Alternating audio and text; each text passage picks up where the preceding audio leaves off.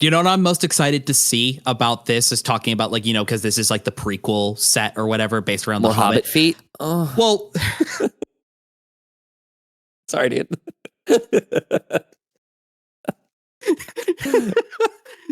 Please, somebody's gonna make a clip of that of Joseph going Hobbit feet. Oh.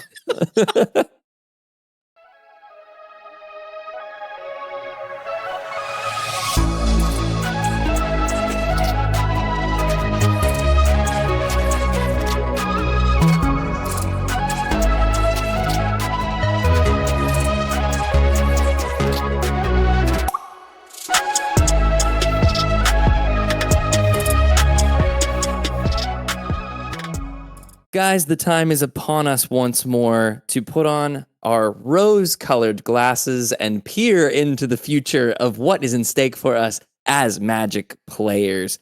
I'm one of your hosts here on the MTG Thoughtcast. My name is Joseph, and across the screen or across your ears, I am proud to present, as of time of recording, birthday boy John Kendall. Happy birthday, John. It obviously is not your birthday as the episode's coming out, but today that we're recording, it's your birthday. Everybody say happy birthday to John in the comments down below or else, okay? John, how are you today? Oh, this is one of my favorite times of the year because, like, yes, as you had mentioned, when we get to talk about all of the new stuff that we have upcoming for the upcoming year, it also falls around my birthday time. So this is one of the most hype things that I always look forward to at this time of year. But yeah, we are covering the 2026 lineup tonight. And there's something to talk about here. I'll tell you what, there is some juice. We've got obviously Universes Beyond. We've got some hype Magic sets to talk about and a cram-packed year full of things. And we want you all here along for the ride for it. And that's what we're talking about today. That's right. Yeah, we're just going to go through set by set, starting at the beginning of year 2026 all the way through the end and talk about all of it. There is, like John said, there's some good, there's some bad. So we're just going to get into it, tell you what we think about it. Don't want to sway anybody though. So we're going to try to keep a very positive attitude, at least about the potential of it. Obviously, as we get into the episode, there are big feelings around Universes Beyond. And I just want to be very clear up front and say it's a game. If you don't want to play it, don't play it. Let's try to be positive in the comments. I don't want to just respond to all of the Universes Beyond is trash because everybody feels differently about it. You know, I'm on record, like I enjoy Universes Beyond. The analogy that I've used and still find enjoyment and joy in is it's like when I was a kid and my toy box just had all of these different IPs of toys in it. You know, Darth Vader was friends with He-Man in my toy box. So it kind of feels like that again as an adult. So I'm choosing to see the silver lining of it. In this instance, the Furbies are out to play. The Furbies are playing with Captain Picard. So, yes, as we get into it, we're going to be talking all things 2026. Before we get into it, though, we obviously have some quick shout-outs to do. Shout-out to sponsor of the show, Heavy Play, Off Rip. These are our homies in gaming accessories. They're magnetic, they're modular, they're portable, they're beautiful. It's everything. Go and check them out. heavyplay.com/MTGThoughtcast gets you 10% off of your first order. Or use code MTGThoughtcast at checkout. I genuinely use my playmat and deck box every day, and it's wonderful, has held up excellently. Mm-hmm. Love those guys. Go check them out. If you want to support the channel further for free, you can join our Discord. It's linked right down below. We hang out there. We build decks. We talk about future releases. We have a spoilers channel. We play games there. It's lovely. Come and join us on our Discord. It's a great time. And then lastly, there's a bunch of free buttons to press down below this video on YouTube, or you can give us a rating on Spotify. Both of those things immensely help the channel out. We've just got like an influx of new folks joining us recently. So I want to say a quick welcome to everybody who's seeing us for the first time. We are the MTG Thoughtcast, and we're so grateful to be in your feed. Shout out to those of you who have been supporting us along the way, and shout out to those of you who are clicking subscribe for the first time on this video. Shout out to all of y'all. One like equals one Furby sent into the maws of hell just for you. That's right. Yeah, exactly. Just send your Universes Beyond rage into clicks on likes on the video. The hype, turn the bell on. It's like ringing. Ask not for whom the bell tolls, for the bell tolls for Universes Beyond. Should we get into today's episode, John? Should we dive into it? Let's get into this. Nice. So to start out the gate on sort of what we're talking about here, for anybody who is more in the know about everything Magic related, you might be wondering why we have delayed talking about this lineup up until this point, because the bulk of what we're going to be talking about today was presented to us a number of weeks back now at MagicCon Atlanta. The biggest thing that was left ambiguous, but a lot of people kind of connected the pieces together, was set number 2 that's coming out for this year, which they left vague at Atlanta, say this is something that's getting announced at a later date. It was a future unannounced Universes Beyond project. About, at time of recording now, it would have been about 2 weeks ago now at this point, or about a week and a half or something to that degree, that said event fired off and gave us the announcement proper of what that set was going to be. So this is why we have decided to wait until now to be able to do this presentation for you all, because we can have the full stretch lineup knowing exactly everything we have coming from January to December next year. Nice. Yeah, I know they announced that it was like a Nickelodeon thing, and there was a lot of conjecture around this. My thought was that it was going to be a full SpongeBob set. Fully expected it to be that, but it is in fact Teenage Mutant Ninja Turtles, as you mentioned. Yeah. So let's start, because that's not the top of the year, right? No, and actually, technically, as a matter of fact, there is also one other point we are going to be talking about as well before we roll proper into 2026. The first thing we're actually going to cover is one of the other things that they announced at MagicCon Atlanta, which is another item of collections of things that are coming out at the tail end of this year, just before we go into the next year. It is the Final Fantasy holiday releases. I don't know if you saw anything about that. Yeah. So it's not a full scale like new booster set release like what they did a number of years ago for Lord of the Rings. This one is just kind of like holiday themed, like I guess it would be like supplementary material, right? So like the biggest 2.1s here is a collection of scene kits that do come with booster packs of just the traditional standard Final Fantasy. Again, this isn't like special edition boosters or anything like that. So a scene kits of a variety of different games. I think they showed stuff for like Final Fantasy 1, 8, 9, and 15. It was a lot of ones that didn't really get much love in the main set. Correct. So that's why like 8 got like Squall, and that was basically it. There was a handful of other things, Lionheart, etc. So this is sick. They did the same thing with Lord of the Rings. Really sweet new cards. I hope the printing is a little nicer than what they did for Lord of the Rings. You remember the Galadriel scene kit that was just like washed out foil white, like impossible to read? I can tell you for experience, I bought the Riders on the Nazgul one and the Battle at Helm's Deep. And all of them, like the foiling was kind of a little washed, and they were all like crinkled right out of the packaging. To be honest, they were not amazing. The cards were, I would say, but need a little more love on that. Yeah, as the cards stand, like, I don't know, did you get an opportunity to browse any of the cards that were shown as far as the scene kit one? I love that Final Fantasy 1 collection. Did you see that one? The one collection with like all of the Warriors of Light, etc. Yeah, you could play that Esper one with his other partner friends in that deck and play it as an Esper party deck, because that's how it plays as. Like so the Warrior, the Warrior of Light is a fighter or a soldier or something, whatever it was. It's in the party. Warrior fighter, something like that. Party is warrior, wizard, cleric, rogue. Yep, and those 4 Warriors of Light, and then the bad guy and some like other little, it's all on screen right here, by the way, some little like artifact that goes with him is also in the same color. So that whole scene kit could technically be one, like the starting point of a commander deck if you really wanted to. But then the other ones that they showcased as well were also really sick. Yeah, the Final Fantasy 15 one looked particularly up my alley. It's with Noctis Heir Apparent. Just looked like a sweet deck. I also just love like just the boys going for a road trip. That's the whole vibe of 15. It's like next up on my to play list for Final Fantasies. So I'm particularly looking forward to that game and also that scene kit. But also, I'll take any more Final Fantasy magic that they want to give me. That was my favorite set, maybe of the last decade. I love it so much. I love those games. I am very excited for a few new cards in the Final Fantasy set, and I'm looking forward to whenever we inevitably do return to Final Fantasy, which we will kind of talk a little bit about our first return to Universes Beyond in later on in this episode. But so that's the Final Fantasy scene kits. That's later on in the year, though. The only other one that they mentioned that is also coming out around the holiday time is a re-release of the Limit Break Commander deck that came with Final Fantasy. That is going to come with a special promo version. If you see there, it's got a promo version of Cloud Midgar Mercenary using artwork from the game. It's him. It's on looking up to the city. I assume that is. Is he on the train?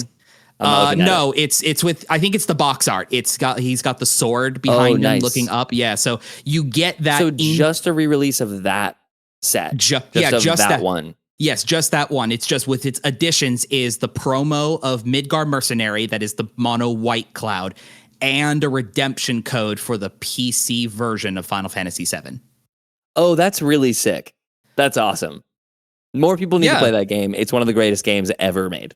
Yeah, it's really cool. I like the concept of like when we do Universes Beyond products like these, is like give the players something that like ties them into being able to go and enjoy the said property that you were making the cards for. Like that's a really sick idea, to being able to, you get the game and a special promo plus the full commander deck for one complete package. But yeah, so that wraps up everything for the tail end of this year. Obviously, also as well, Avatar is still coming out this year. But the bulk of what we are going to go ahead and start talking about is everything we have upcoming for the year of 2026. Yeah. Starting us off for January 23rd, Lorwyn Eclipsed. Yes. Based on information that I started gathering up as far as from our community on the Discord channel, this, I think, is the most anticipated set of next year. Absolutely, it is. Yeah, I think they're starting strong. Lorwyn is such a beloved, I would say. It was a flop at the time. Lorwyn is a now beloved plane. It's now beloved lore. And this is our first time returning to Lorwyn in 25 years. Is that right? Something very close to that. Yeah. You know what I mean? The original release of Lorwyn, I don't know if you actually even remember this much at all. The original Lorwyn actually took up almost an entire year of release when it came out. It was 4 sets. It was Lorwyn, Morningtide, Eventide, and then Shadowmoor. Yeah. It was a 4 booster set year that year. So again, early 2000s Magic, so it may have gone under the radar for a lot of people, but in the decades, that feels weird to say, in the decades since, it has become a long-time Magic staple of basically being really true to fantasy Magic. Like, Lorwyn's most iconic thing that it is known for is the obviously dual flipping personalities of how the world is structured, and also that it is all just fantasy creatures. There are no humans in the Lorwyn world. Yeah, it's all all of the quote unquote humanoids are Kithkin, which should probably be halfling. It's halfling-esque. And then elves as well, which obviously have some personal issues with humans. But it's a really, really sweet set. I think a lot of Magic post that, which I also looked it up, was 2007 when Lorwyn released. Nice. So that was almost 20 years ago. It was a lot of Magic was inspired by this. I think this was kind of your favorite Magic designer's favorite set that now is getting a beautiful re-release. I'm looking through some of the cards right now. We're getting Evoke back, which, boy, howdy, I cannot wait for that. If you've been a long-time listener of the show, you know that Muldrifter is one of my favorite cards of all time. That was originally released in Lorwyn. And we are getting a nice return to Evoke, especially with some of these incredible mythics that are... That's what it seems to be implying, is that the Evoke is probably just going to be on this mythic cycle of elemental incarnations. They have not confirmed one way or the other that it is part of the main set. I would guess that it probably is just going to be on these cards, which is still cool, because if they give one for every 2 color pair, that's 10 really sick brand new cards with Evoke. That probably will be fine. Yeah. Again, we don't know whether it's going to be a 10 card cycle or not. Right now, my favorite one they've released so far is Deceit. Just to give an example, this is 4, and then Hybrid Dimir, so 6 mana total, 2 of which can be either blue or black. It's an elemental incarnation mythic. It's 5/5 with Evoke of Hybrid blue black. And it says, when this creature enters, if blue was spent to cast it, return up to one other target non-land permanent to its owner's hand. And then when this creature enters, if black was spent to cast it, target opponent reveals their hand. You choose a non-land card from it. That player discards that card. So for 6 mana, 2 of it being blue, 2 of it being black, you can bounce something to someone's hand and then make them discard it. So it's just a piece of removal. But again, because it works in that order as well, by the way, because cards resolve top to bottom. Oh yeah. What I want to do with this in standard, let's say standard still is around by this point. It's still standing. What's super sweet is the Superior Spider-Man from the Spider-Man set works really well with this because you could evoke it early, evoke the Deceit early, bounce something, snipe someone's hand or whatever, and then play Superior Spider-Man for blue, black, and then have it enter as a copy of Deceit. It sees that it was cast with all those mana costs and be able to do both of those again for only 4 mana. That's my little trick that I want to do with it. Yeah, I love because like the way that it's worded there for those who actually don't know what evoke is. If you cast a card by its evoke cost, you get to have it come into the battlefield. We saw this very similar with Warp. It comes in, but then also gains a trigger to sacrifice itself. So in the case of these incarnations that they have an evoke cost that is way cheaper than the mana cost itself, either of its 2 abilities, you could get one of the 2 of those depending on how you actually cast the spell. I guess you technically could get neither of them as well if you do it by blue, black. I don't know what that would serve you, but that is an angle you could do, I suppose. Having a 5/5 enter and then die. Yeah. But if you do get it up to the full mana value later, then you do have the option, like Joseph was saying, is be able to get both of its abilities triggered depending on what kind of mana you use to cast it.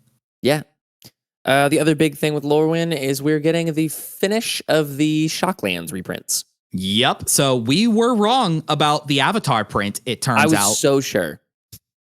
Yeah, because these probably would have worked perfectly fine in Avatar, but that is very cool to see them here as well. They come in regular old traditional frames as part of the set. They also have this really sick, because again, we had described Lorwyn, at least now as far as its lore is concerned, it lives in a perpetual state of Morningtide and Shadowmoor being not necessarily being changed by the daylight cycle. Like Shadowmoor and Morningtide, they kind of move across the plane in sort of unison, orbit. right? Yeah. It's like not like a fog cloud kind of thing, but like the darkness kind of like hovers over parts, and like that part is Lorwyn and the other part is Morningtide or whatever. So these Shocklands that they have made, there are borderless versions that they have a front side that is depicting the Morningtide version of the world, and then they are double-faced that you can flip them to the backside and you could have a more like dark and twisted version of that same land.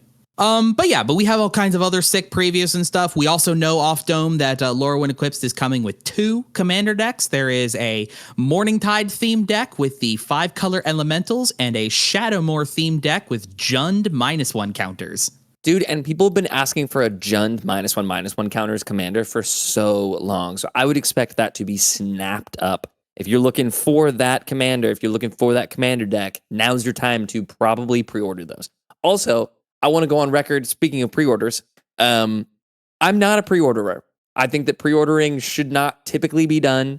But I do think that as we talk about some Universes Beyond stuff, if you love the game of Magic, and you also are in the camp that thinks that Universes Beyond is going to ruin Magic, this is your time.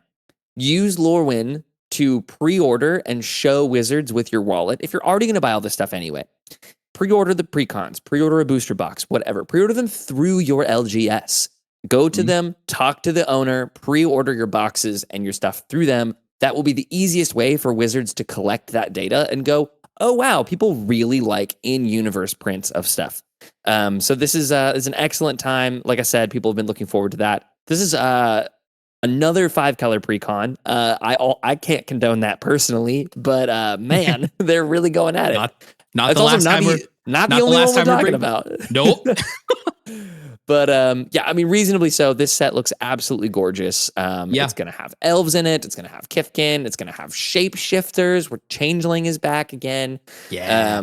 So much good stuff packed in here. Cannot wait to see the rest of the previews for it. I'll go ahead and say this is probably the height of my hype for Magic in the next year. Yep, I would probably say this is going to be a very high point for a very large group of people. You niche Lorwyn enjoyers, we see you out there. Wizards sees us, and I genuinely, I really hope this set does well. Me too, man. I'm very excited for all this. But any of the other previewed cards before we move on to our next set you want to talk about? Nope, I think that's about it. All right, we'll cover some of the other Lorwyn stuff at a later date. That's right. So moving on, as I had mentioned about at the top of the episode, this next product that we were talking about was one that was originally kept secret from us during the MagicCon Atlanta reveal. And then back at New York Comic Con on the 10th, I believe it was, we got the proper full showcase reveal, which again, a lot of people speculated this based on guest appearances. And I think a van was shown outside the event or something there's some like that. Guerrilla marketing. Teenage Mutant Ninja Turtles is our Universes Beyond booster set coming up in March 6th. It's your birthday set. It's your birthday. Yeah, you get to do Ninja Turtles for your birthday. Cool. Yeah, so Teenage Mutant Ninja Turtles. Tell me your thoughts on that. What do you think? I don't personally care about Teenage Mutant Ninja Turtles. There's a few pieces of media that I've engaged in that I've really enjoyed, and that's TMNT 2: Secret of the Ooze, which is an unbelievable movie, and then the arcade side-scrolling beat-em-up TMNT game. Both of those unbelievable. That is where my knowledge of TMNT starts and ends. So I feel like I've got a good grip on it. Which I honestly feel like is maybe helpful in this case because there's obviously with a beloved franchise like TMNT, there is the online reaction has been very mixed to this. But based on some of the previews that they've shown, I'm actually really stoked about this set. It feels like a return to like Kamigawa Neon Dynasty, where it's kind of like gritty, like all the cards kind of like wet. There's just a like kind of general moistness about the cards, and not just those pizza lands either. Dude, you know what? Off rip, let's talk about the pizza lands. Where are you at on these? Disgusting. I hate them. Dude, I'm really into it. I like them a lot. They remind me a bit of like the Brain Dead Secret Lair, where it's just goopy, it's dirty, it's messy. It feels like a city. Like this is a set. This is a real city. This is not fantasy. This is like I've seen these pieces of pizza while walking the streets of Brooklyn. You know what I mean? Yuck. So those are just photos that they took in the Lower East Side. That's all it is. But man, like I was saying, like even let's look at the full art for Raphael the Muscle. That's the first one that I'm pulling to that gives me this vibe. Like that is a Kamigawa Neon Dynasty card with the pinks and the blues. Like the art of this set actually looks really, really good. Obviously, there's a ton of neon green. There's a ton of ooze. There's a ton of slime. It just feels like a goopy set, and I'm here for some goop, dude. Yeah, no, I mean, I'm with you here. So to kind of bounce off of what you were saying as far as your knowledge of this. So like, I'm in a little bit of a different case scenario where like Ninja Turtles was never really anything that I like grew up enjoying and knowing. It was just one of those things I was like, oh, it's a franchise. I know of it. I've seen like, you know, like a sticker or a toy or whatever growing up or whatever. Later on here into my adult years, like I actually have become grown to be quite a fan and so like a little bit like more knowledge of the franchise, you know? So like, I have, unlike you, I have watched a good few of the cartoons, not like the original. I haven't seen the original 80s one. I've seen all the way through things like the reboot one in 2002, the 3D one, the CG animated one from 2012, Mutant Mayhem, the newest movie that was in theaters a number of years ago. It was actually stellar. That one was a fantastic movie. I've played a few of the games, Shredder's Revenge most recently on like some of the modern consoles. That one's also a very fun side-scroller beat 'em up sort of thing. A couple of the other films as well, like Turtles Forever and like I had mentioned, Mutant Mayhem in theaters as well. So like I know these characters. I know a little bit of like the lore and the like atmosphere of like what this is all about. And like probably other than Lorwyn, this is genuinely probably one of the most exciting sets I'm looking forward to this year, honestly. Yeah. Is it time for us to talk about Krang now? No, we're not talking about Krang. We're not talking about Krang? Nope, we're not doing that. We're saving it. Nope, I'm taking the wheels. We got to let's use our like foresight, our seer powers. We're talking about Krang Mastermind here. This was a huge contentious topic on our Discord whenever it was spoiled. Krang is a 6 and blue for a legendary artifact creature. It's also an Utrom. Utrom? Utrom. Sure. Yep, you're right. Utrom. Warrior, and it has affinity for artifacts, which I've gone on record as saying is the best mechanic in Magic. It's a 1/4. When it enters, if you have fewer than 4 cards in hand, you draw cards equal to the difference. So if you have 0 cards in hand, you draw 4 cards. If you have 2 cards in hand, you draw 2 cards. You get up to 4 cards in hand. And then he gets 1/0 for each other artifact you control. So if you have 6 artifacts in play, which is not difficult to do with 0 mana artifacts, treasures, etc., he costs blue for a 7/4 that draws you 4 cards. Okay. And that I'm saying that this is going to make a splash in every format and it has potential to be banned. I think that is the power level of this card. And John, give me your thoughts on it. I'm not. I'm going to save that for when we talk about Ninja Turtle set later on. Point is, yeah, it's one of the standout ones that you like a lot. Yes. You know what I mean? I'm actually making it really obvious where your stance is. I'm actually all here for Super Shredder. Honestly, yes, that thing looks so sick. That thing looks incredible. Super Shredder is 1 and a black for a 1/1 legendary mutant ninja human menace. And when another permanent leaves the battlefield, put a +1/+1 counter on Super Shredder. Just anything. Are you eating treasures? Are you eating lands? Are you eating creatures?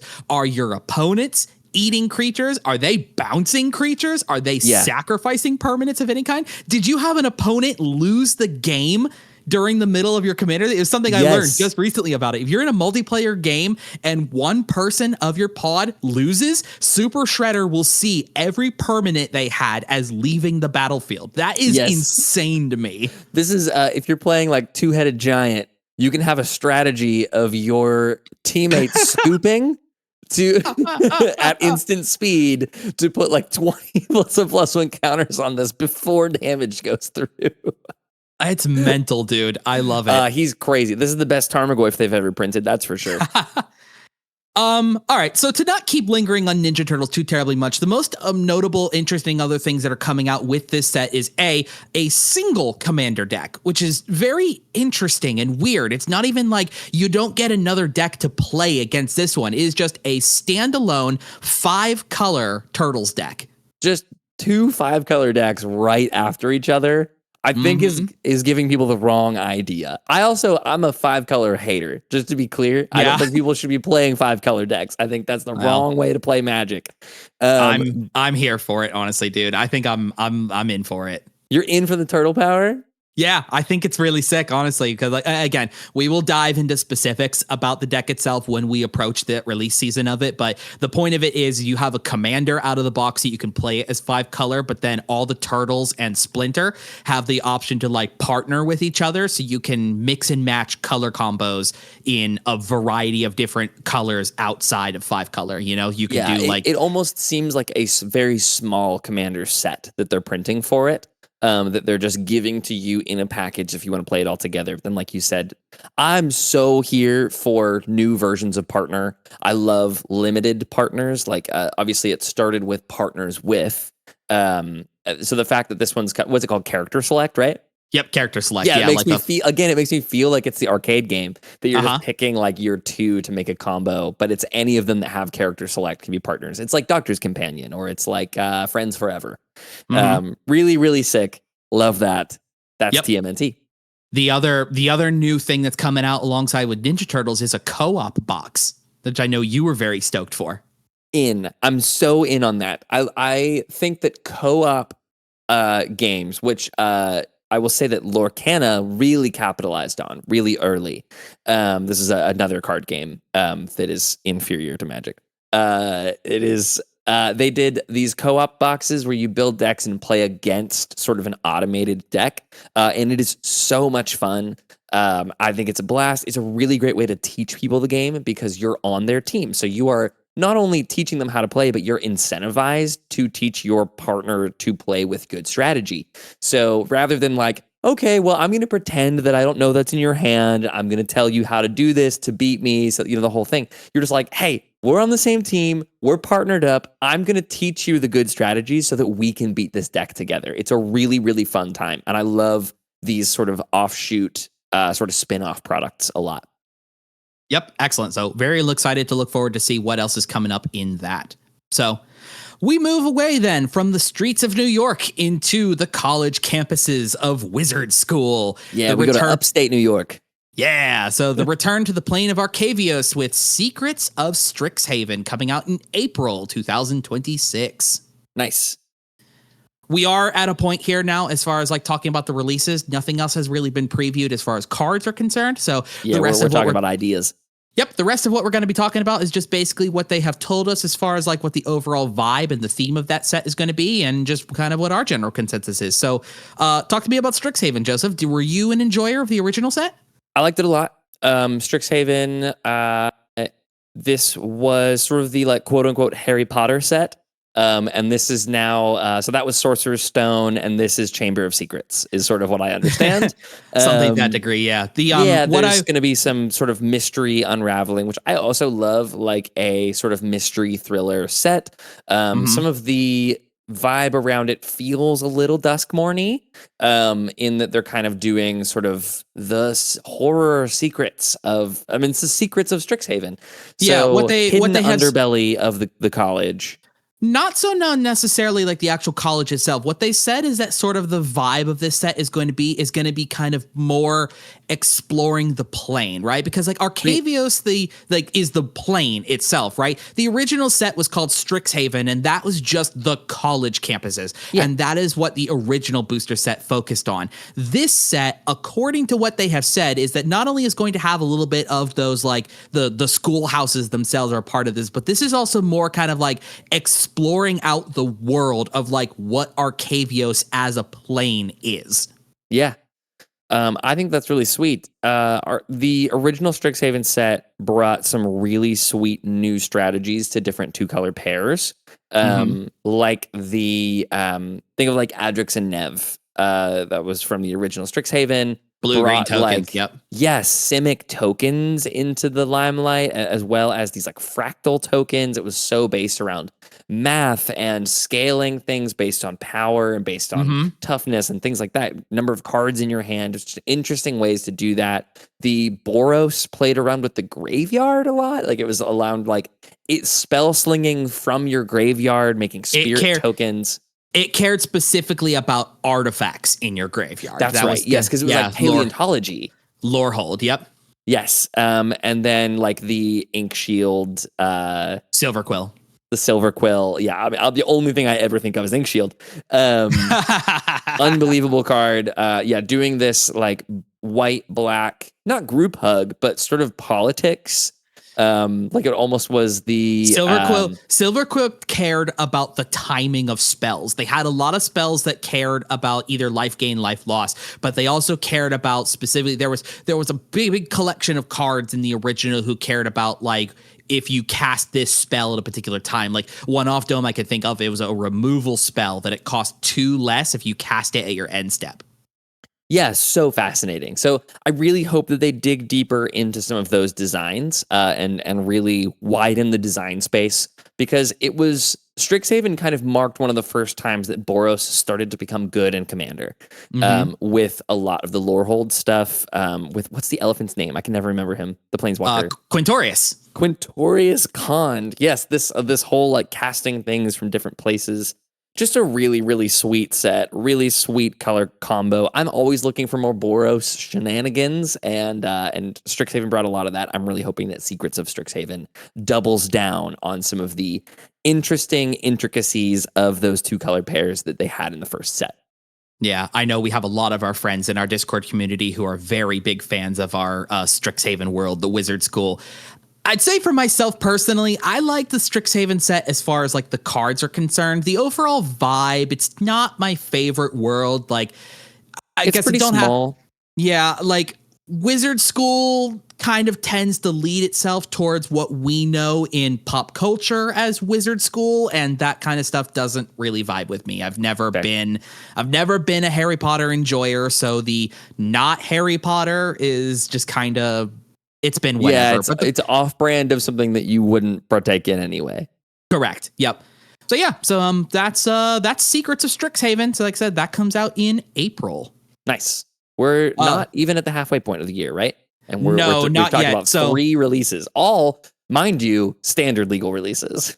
Yes. So these are all standard boosters. So what they announced at MagicCon Atlanta is that the bulk of the standard sets of this year, we have 7 standard booster sets coming out this year. And that was due to a scheduling confliction. Again, I feel like this falls back to Spider-Man again, that I think that needing to be shoehorned in as a booster set caused this scheduling issue that was leading into 2026. So they said that this amount of release is not going to be the normal going into 2027 forward. So we do have a lot of booster set coming out this year, but it's not the norm. Cool.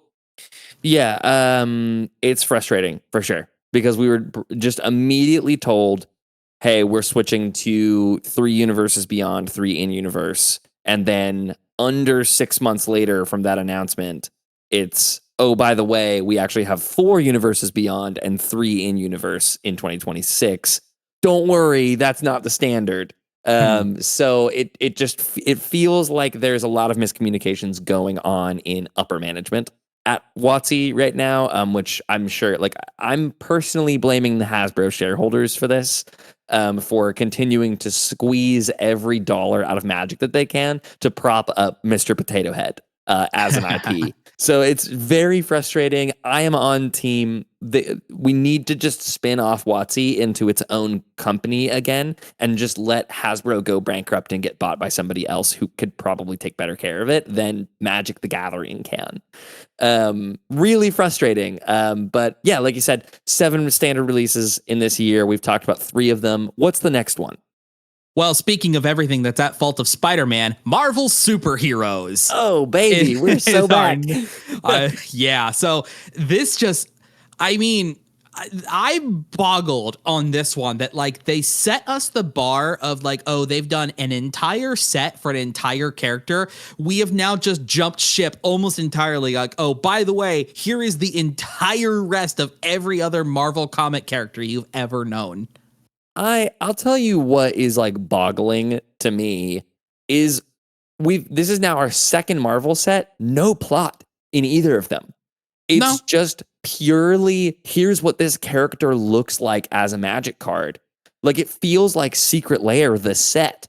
It is so mind-boggling that they've taken these beloved characters who are known for their stories. These are comic book characters that have just metric tons of lore behind them.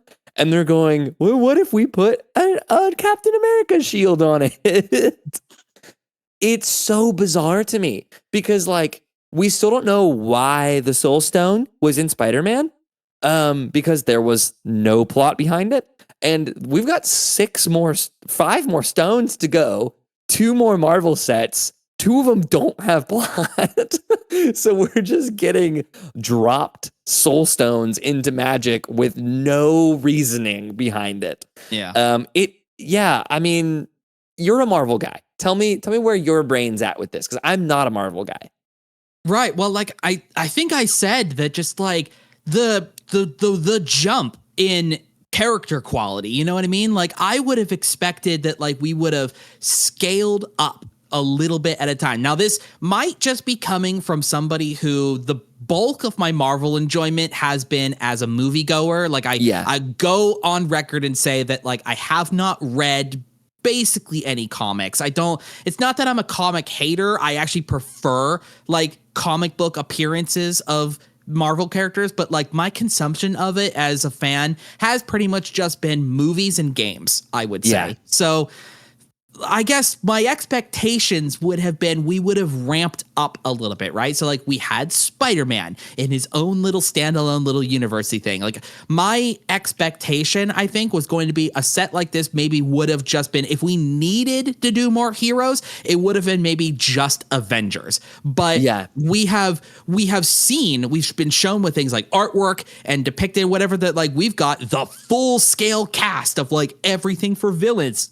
We've got the entirety of the Avengers on here. There's a standalone piece of artwork for the collective of the Fantastic Four. We have things for like even like the lower, like lesser known things like Heroes for Hire. Heroes for Hire, and Squirrel Girl is here too. You know what I mean? So like, interestingly, the thing that is not here is the X-Men, and that they're like, here. They're here. Wolverine's on the front cover. Just Wolverine. No, they said like everybody's here. They said every main hero is part of this. Pretty sure that what I read is that Wolverine is making an appearance in this, but that's the only of the X-Men, and that the third, this also could be conjecture and rumor or whatever I've read, but the third Marvel set is kind of slated to be an X-Men set. Okay, that would make sense too. Maybe I misread something or whatever. Because Wolverine kind of jumps around. Like he's obviously a part of the X-Men, but has been known to work with the Avengers as well. We would know if we got any plot for these sets. So we would understand what's going on. Yeah, there's even a whole comic run where he's actually part of the new Fantastic Four. It's him, Spider-Man, Ghost Rider, and Grey Hulk. That's so sick. Yeah, the new Fantastic Four, which is very cool. But I don't know. I've said this before when Spider-Man came around, and I will say this again. I'm cautiously optimistic because here's the thing with this as well, notably as far as a set design is concerned. We know that there were screw ups behind the scenes as far as Spider-Man, the set, is concerned. And this one is still going to be no different, where the arena version is going to 100% not be this. You know what I mean? Right, because it'll be through the Omen paths again. So we know that is still happening. However, this set was designed as a set from the ground up, unlike Spider-Man. So there's a little bit of like pro and con to this sort of thing, where it's like I have greater confidence that this one is going to be a play environment that people will enjoy a good bit more, but it may also still have that problem where you're opening up a booster pack and there's 4 legendary creatures in it and 3 rares. Yeah, exactly. Right. You know what I mean? So cautiously optimistic. I enjoy Marvel. I hope we get some good stuff with this, but we're just going to have to wait and see what happens with it. But yep. Well, speaking of doubling down on the things that the consumers really wanted, we move on to the next Universes Beyond set that comes out after Marvel Heroes. August 2026, Lord of the Rings, The Hobbit. I'm in on this one, dude. Yeah? Go ahead. Convince me. Lord of the Rings was the first Universes Beyond set, right? And it was a full booster product, correct? Smash success. I loved that it was only recently eclipsed by Final Fantasy, if I'm not mistaken. Yep, which was definitely better than Lord of the Rings, but not by much. Both of these were really great sets that had great lore, it had great environments, it had great limited playability. It made for some unbelievably good commander decks. Like Sam and Frodo partner is still one of the leading commander precons that I see people play. It was exciting. It was easy to get. There wasn't any like major issues with outside of the pricing on some of the commander sets. It was like not difficult, and it made for a great pre-release. It made for great drafts. It made for a great it wasn't in standard environment. That pre-release for the original Lord of the Rings was very cool. I remember attending that. I made a sick blue-black control deck. Yeah, it was awesome. I think I did some of Mass Orcs or something, but it was really, really great. So the is it called There and Back again, or is it just called The Hobbit? As far as I'm aware, it's just called The Hobbit. Got it. It's the story of Bilbo going and getting the ring for the first time from Smaug. This is such a sweet story.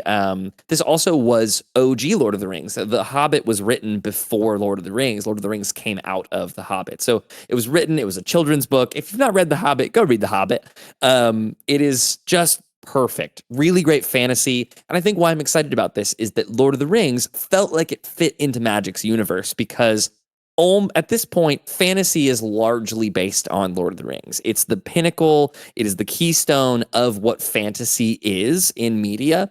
So like, it's impossible to do fantasy in some way that doesn't somewhat reference Lord of the Rings. It's similar to like 2001: A Space Odyssey and sci-fi. Like all of it at some point references 2001: A Space Odyssey. All of fantasy at some point references Lord of the Rings. If you ask anybody who plays Dungeons and Dragons, Lord of the Rings is the starting point for a lot of it.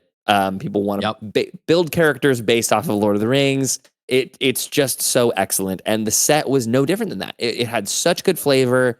The cards were really good. This also was it took the place of a Modern Horizons set, so it was injected directly into Modern. The Hobbit will be injected directly into Standard. Correct. So the power level will be slightly lower. But my like tinfoil prediction is we're getting a special guest list that will include the One Ring. There's almost no way they don't print it. They obviously cannot print it to be standard legal. But could you imagine though? Dude, I don't want to live in a world where Vivi and the One Ring are overtaking standard. That stresses me out so much. But I do think it will be on the special guest list. I think we'll get some of the Commander reprints. I think we'll get some of the we'll get the One Ring, some of the really great cards from OG Lord of the Rings, as well as maybe some reprints to be skinned for for Lord of the Rings as a special guest sheet for this. You know what I'm most excited to see about this is talking about like, because this is like the prequel set or whatever based around More the Hobbit feet. Oh. Well,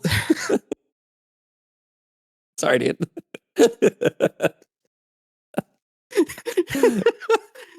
Please, somebody's gonna make a clip of that of Joseph going Hobbit feet. Oh. No, I'm really stoked to see a legitimate card for Smaug, right? Because Lord of the Rings, we had the saga.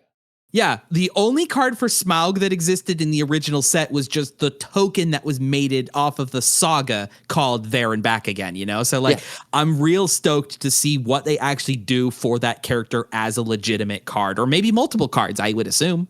Yeah. There certainly will be. I mean, Smaug is like the main villain in The Hobbit.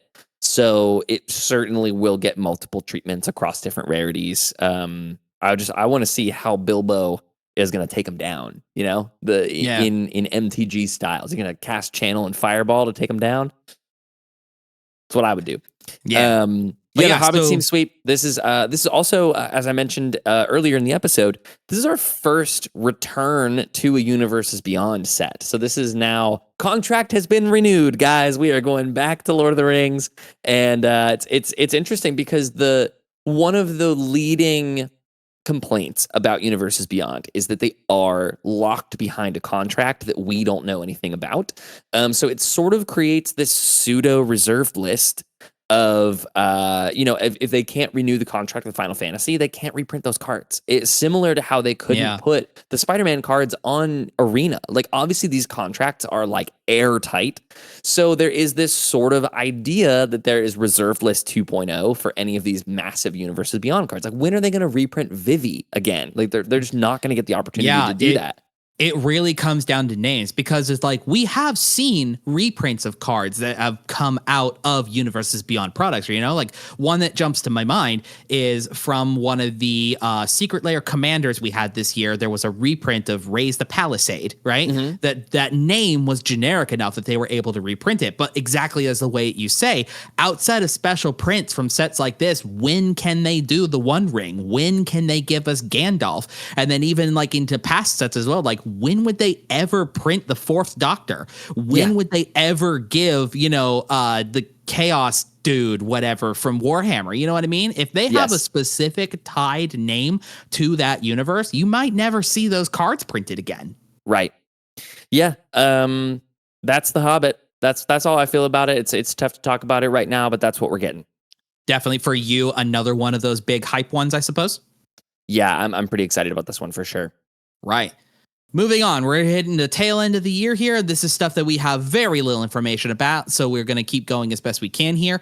The next in-universe set for October 2026 is called Reality Fracture. It's an event set, kind of like War of the Spark, kind of like March of the Machine. It's going to be capping off this story that they have been telling across Magic's like the last several sets, specifically culminating in like whatever story this is that like the Jace shenanigans has been up to basically since the end of the Phyrexia War. Very interesting. For it being an in-universe set, it's shocking to me that we know so little about it. Other than the name, it feels a little sci-fi. It feels a little horror-y. It's also coming out in October. They love doing kind of a spooky set in October. So I would expect this to kind of give sci-fi, horror, maybe psychological thriller vibes, with Jace finally being cast as this big bad that he has been kind of built up to be. Supposedly, yeah. They said that some villain is here that you will be shocked to see as a revelation. They've also said that this set has some kind of like design like innovation into it that they thought was never possible with a card game. So leaving that vague and undescript of like what that could possibly mean. We're getting augmented reality cards. I mean, you joke, but like, I think the concept behind this here is that like, we're like Jace has kind of like shattered the multiverse. And now we're going to start to seeing like weird and odd depictions of characters and worlds and realities that are going to start becoming one reality again. Yeah. You know what I mean? Roll the clip of, you guys have phones, right? I guess, yeah. You know what I mean? Like, you joke about that, I suppose, but like, wouldn't that be kind of interesting? Of like, you could scan a card and it like pops up. You know what I mean? Like, they do that with the pins. Yeah, exactly. And that could be seeding for that. They could have been like building up to this thing. It also like, it's funny. Marrow on his blog confirmed that it's not triple-sided cards, because this is something that they've done, that a Wizards offshoot has done for another card game, is front-sided, back-sided, and then it opens and refolds to be a third side of a card. Very fascinating. I forget, it was for like one of the Duel Masters sets. But it was just like interesting tech that seems like it's bound to break. But he's confirmed it's not that. I would have loved to see triple-sided cards.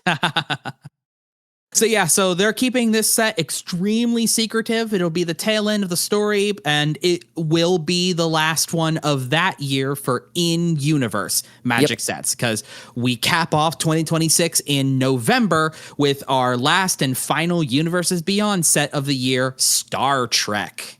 Yeah. Talk to me about that. I want to be excited about this. I love sci-fi. I even like Star Trek a little bit. But it just, for so fresh off the heels of Edge of Eternities, it makes me feel like I was kind of like bait and switched with Edge of Eternities, where they're like, we're setting up for sci-fi in Magic, and now it kind of just feels like we're setting up for this IP that we've been trying to get since 1995. Like, they just set it up to show that they can do sci-fi, so that they can do it out of Magic universe with Star Trek. So we obviously will get like the USS Enterprise. We obviously will get Captain Kirk. We'll probably get the bridge crew from the Enterprise. It seems like this is not the next generation. This seems like OG, like William Shatner era, like Star Trek, which is sweet. They said they are going to be covering the spectrum. Like they're going to be like what they did with Doctor Who, where it's going to be like they're going to be covering this is coming out in release alongside with like the shows or the franchise's 60th anniversary or something to that degree. So they said that this is spanning the decades of Star Trek. Nice. It'll be cool to finally see some alien reprints, because there certainly will be aliens in this. That is a whole thing with Star Trek. We'll see some Klingons. We'll obviously get a ton of humans, like I said, on the bridge crew. We'll certainly be getting new spacecraft. I would love to see some new vehicles. It'd be cool to have a set that has both vehicle and station. I don't think they would do those together for like memory reasons of like, well, this one's crude, but I have to station this one and charge counters. And I would expect to see more station than crew. Although that's a whole part of Star Trek is the crew. So to have a crew ability would be really sweet. So I'm into that. We'll probably see some robots and plenty of sci-fi campy goodness in that one. Yeah, I mean, I'm also like, I don't have much to add onto this because unlike like you said, you know a little bit of Star Trek. To me, all I know about Star Trek is just kind of what it is as a franchise. I know exclusively nothing about Star Trek. I've never seen it, never watched a movie, never seen the TV show. I don't know a thing. So I want to learn. I'm excited to learn about, so like, especially the cards, you know what I mean? Yeah. Like when it comes to these sets, like I have grown to become a fan of things like Lord of the Rings and like some of the other products that have come, like Final Fantasy, you know, I've learned a bit more about what Final Fantasy is because of the Magic cards. Yeah. So I expect Star Trek, the set, is going to be that for me, whereas the cards are going to come out. People smarter than me are going to be able to tell me, be like, hey, that's what this kind of card is depicting as a franchise, and I will get to learn a little bit about this. So this is the way that I look at Universes Beyond sets that do not jive with me immediately, is I see them as learning opportunities. Do you not know what the franchise is all about? Check out the Magic cards, and then you get to be able to go backwards into the history of that franchise and get to learn a little bit more about it. Now you're smarter on two regards. Yeah, I would say too, just you should start with the J.J. Abrams reboot Star Trek movies with Chris Pine in them. Those are a great introduction to Star Trek before, so you don't have to go back and watch just like oodles of an old TV show. You know what I mean? Yeah, I got you. But I'm excited about more sci-fi in Magic. Like that'll be cool. I really like what they've done with some of the sci-fi stuff, with Edge of Eternities, with some of the Secret Lair stuff. And I'm excited about another sci-fi set. I'm just not stoked that it's Star Trek particularly. But I know that this was an OG idea. In 1993, Magic was released. In 1995, Richard Garfield started to make a Star Trek set for Magic. So if you want to talk about how Magic as Richard Garfield intended, this is actually the set that's Magic as Richard Garfield intended, was Star Trek. So this has been in development in some capacity since 1995. And that's interesting to me. I actually would love to see, because we've not had Richard Garfield back for a set in a minute. Not since the last Ravnica set, I think. I want to say. And this would be a really cool one to bring him back as a designer on, just to get his take as somebody who was a part of this in the 90s, created the game, and wanted to do this back then. There's now an opportunity to do that in the way that he wanted to, and it would really bring a lot of Magic people, sort of the in-universe purists, to rally around a Universes Beyond thing of going not only is this Star Trek, but this is Star Trek with Richard Garfield at the helm of it, would be absolutely amazing. So that's my 2 cents for what I hope happens there. At minimum, it's a cool sci-fi set, I bet. Yeah. Good. Well, excited for everybody. Again, I know based on that community feedback that I got back as far as our Discord is concerned, I saw the one or two of you out there who were very stoked about this. And I find myself, like I said, in that camp of, I don't know anything about it, but I am excited to learn more. Yeah. I love it, man. Well, I think that brings us to the end of the year, doesn't it? That is currently what they have stated for us as far as 2026 is concerned. We obviously, this is not covering anything else that is going to be released throughout the bulk of that year, as far as Secret Lair drops, or if we have any other special releases of anything else throughout the course of the year. But as far as the booster sets that we are going to see injected into Standard for next year, that is what we got. And nice. I think general consensus, despite the fact that it is 7 booster products, 4 of them being Universes Beyond, I am really looking forward to next year. There is a huge bulk that I think is going to land extremely well. Overall quality seems high. Is it all going to be for me? No, but that's the intention of something like this. You are not here to consume all product. You are here to have a good time playing our favorite game with the cards that you like. And if you get past that point, even despite the fact that there is a ton of not Magic sets during this year, I think you will enjoy what we have upcoming that much more. Yeah, I actually think that to kind of tie this into we're a Commander show.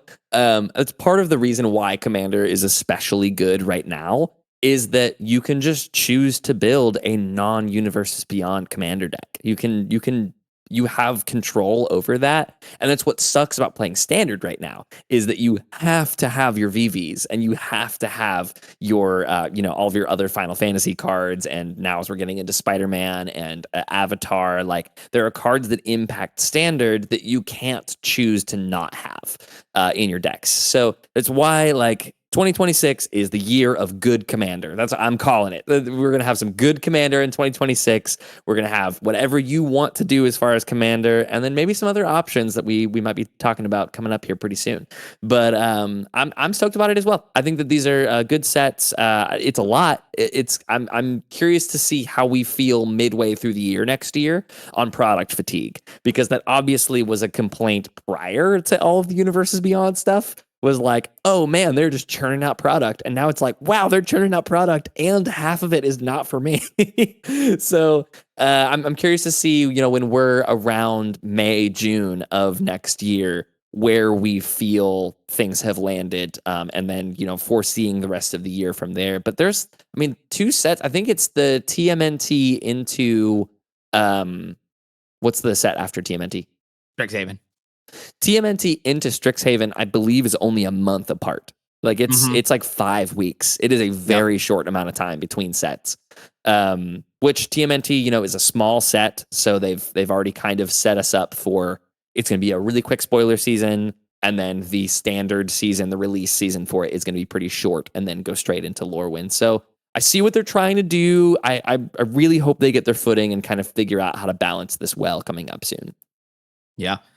And so on that regard, we would like to turn it all to you on how do you feel about this upcoming year? What are you most excited about looking forward to in the upcoming year?